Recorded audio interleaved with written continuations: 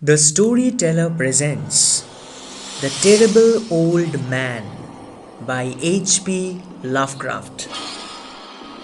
Howard Phillips Lovecraft, born 20th August 1890, was an American writer of weird science, fantasy, and horror fiction. Lovecraft is best known for his creation of a body of work that became known as the Cthulhu mythos.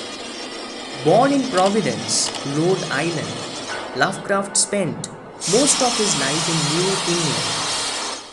He died on 15th March 1937. The Terrible Old Man by H.P. Lovecraft.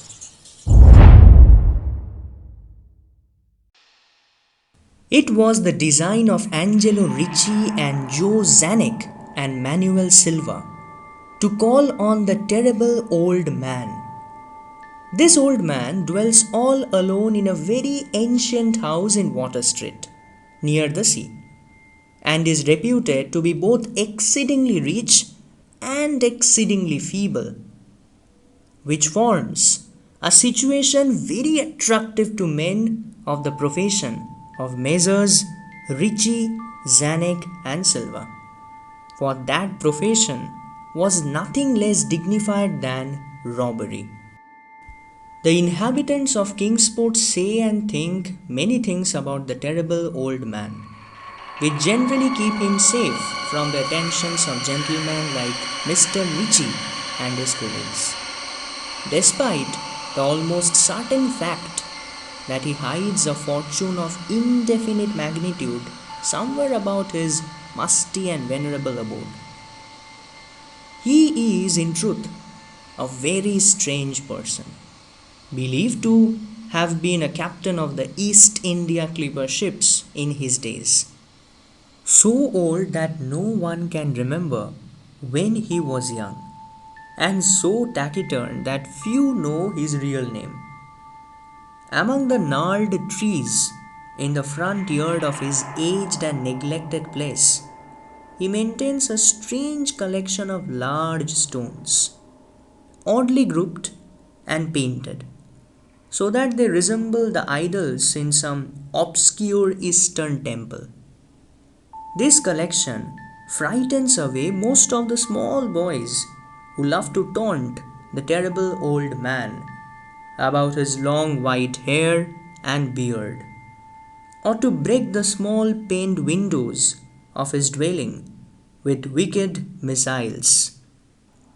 But there are other things which frighten the older and more curious folk, who sometimes steal up to the house to peer in through the dusty panes. These folk say that on a table in a bare room on the ground floor are many peculiar bottles, in each a small piece of lead suspended pendulum wise from a string. And they say that the terrible old man talks to these bottles, addressing them by such names as Jack, Searface, Long Tom, Spanish Joe, Peters, and Mate Ellis, and that whatever he speaks to a bottle, the little lead pendulum within makes certain definite vibrations as if in answer.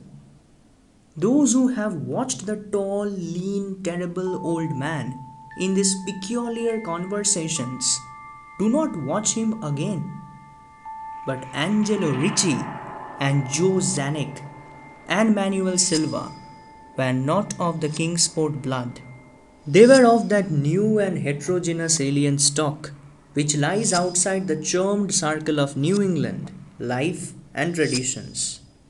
And they saw in the terrible old man merely a tottering, almost helpless grey beard who could not walk without the aid of his knotted cane and whose thin, weak hands shook pitifully.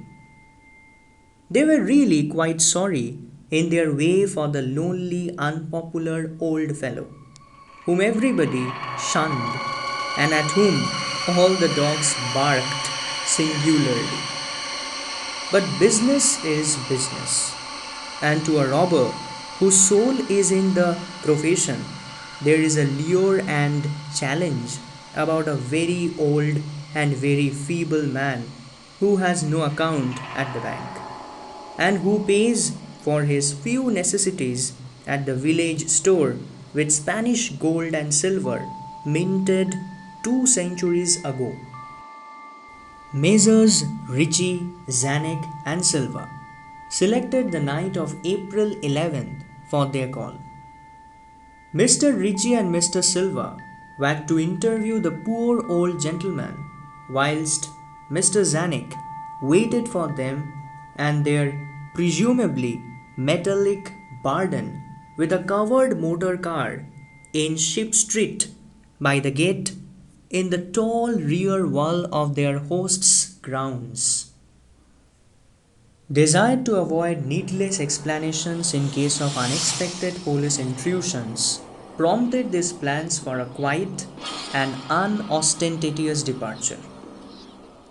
As prearranged, the three adventurers started out separately in order to prevent any evil minded suspicions afterward. Messrs. Ritchie and Silva met in Water Street by the old man's front gate, and although they did not like the way the moon shone down upon the painted stones to the budding branches on the gnarled trees, they had more important things to think about that mere idle superstition.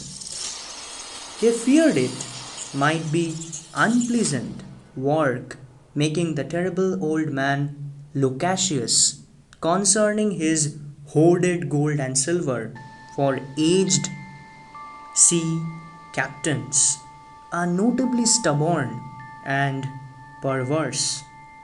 Still, he was very old and very feeble, and there were two visitors. Messrs. Ritchie and Silva were experienced in the art of making unwilling persons voluble, and the screams of a weak and exceptionally venerable man can be easily muffled. So they moved up to the one lighted window and heard the terrible old man talking childishly to his bottles with pendulums. Long time. Then they donned masks and knocked politely at the weather stained oaken door. Waiting seemed very long to Mr. Zanuck, as he fidgeted restlessly in the covered motor car by the terrible old man's back gate in Ship Street. He was more than ordinarily tender hearted and did not like the hideous screams he had heard in the ancient house just after the hour appointed for the deed. Had he not told his colleagues to be as gentle as possible with the pathetic old sea captain? Very nervously, he watched the narrow oaken gate in the high and ivy clad stone wall. Frequently, he consulted his watch and wondered at the delay. Had the old man died before revealing where his treasures was hidden? And had a thorough search become necessary? Mr. Zanuck did not like to wait so long in the dark in such a place. Then he sensed a soft tread or tapping on the walk inside the gate, heard a gentle fumbling at the rusty latch, and saw the narrow, heavy door swing inward. And in the pallid glow of the single dim street lamp, he strained his eyes to see what his colleagues had brought out of that sinister house which loomed so close behind. But when he looked, he did not see what he had expected, for his colleagues were not there at all, but only the terrible old man leaning quietly on his knotted cane and smiling hideously. Mr. Zanuck had never before noticed the color of that man's eyes. Now he saw that they were yellow. Little things make considerable excitement in little towns, which is the reason that Kingsport people talked all that spring and summer about the three unidentifiable bodies, horribly slashed as with many cutlasses, and horribly mangled as by the tread of many cruel boot hills which the tide washed in. And some people even spoke of things as trivial as the deserted motor car found in Ship Street, or certain especially inhuman cries, probably of a stray animal or migratory bird, heard in the night by wakeful citizens. But in this idle village gossip, the terrible old man took no interest at all. He was by nature reserved, and when one is aged and feeble, one's reserve is doubly strong. Besides, so ancient a sea captain must have witnessed scores of things much more stirring in the far off days of his unremembered youth. If you like the audio presentation, press the like button, share the video, and do not forget to subscribe the channel.